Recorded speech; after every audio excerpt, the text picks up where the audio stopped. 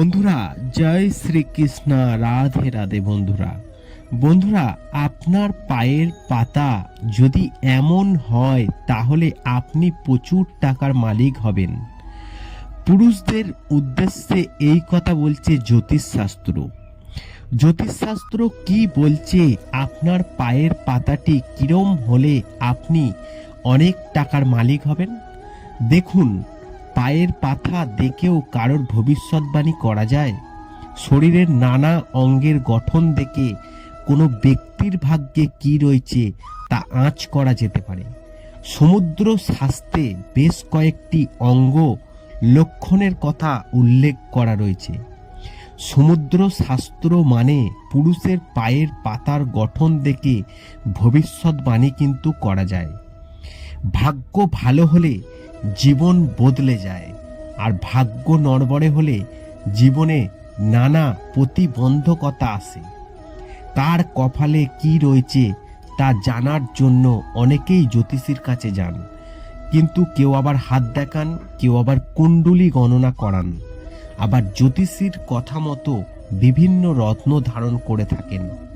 তাই জ্যোতিষশাস্ত্র বলছে আমাদের জীবনের সঙ্গে অঙ্গ প্রত্যঙ্গভাবে জড়িয়ে রয়েছে, এবং ভাগ্য গণনার জন্য অনেকেই হাত দেখান।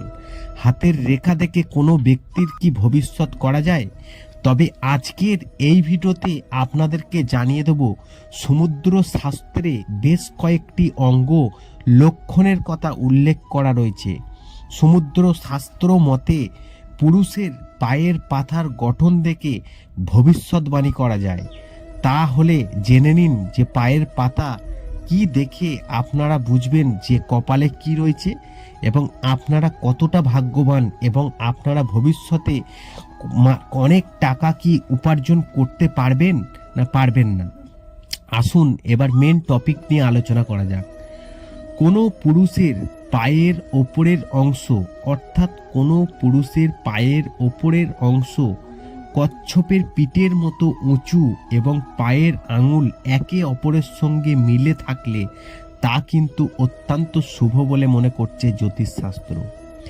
এই পুরুষরা প্রচুর সম্পদের মালিক হন ভবিষ্যতে।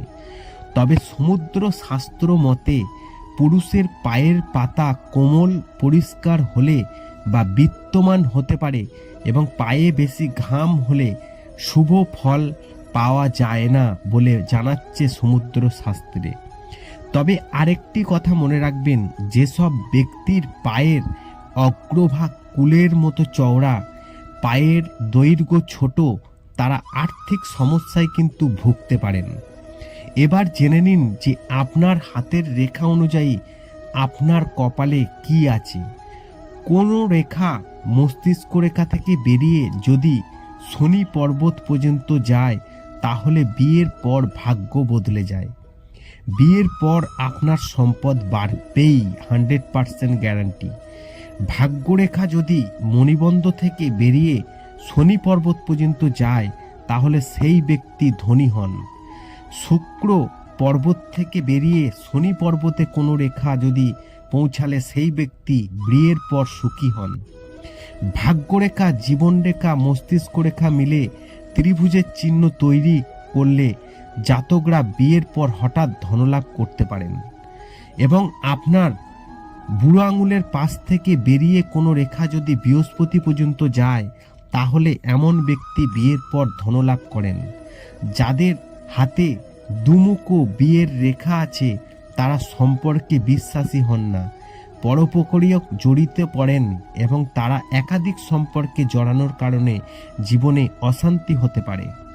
তবে হস্তবিদ্যা অনুযায়ী পুরুষদের ডান হাতে যদি বিয়ের রেখা থাকে, আরও দুটি রেখা বেরোয়, তাহলে তার দাম্পত্য জীবনে নানা সমস্যা তৈরি হতে পারে। এমন রেখা থাকলে বিয়ে বেশি দিন টেকে না। যাদের হাতে বিয়ের রেখা থেকে আরও একটি রেখা বেরোয় তারা সাধারণত একাধিকবার বিয়ে করেন, এবং প্রথম বিয়ে ভেঙে যাওয়ার কারণে আবার বিয়ে করেন। তবে এই জাতকদের দ্বিতীয় বিয়ের সুখ হয় না।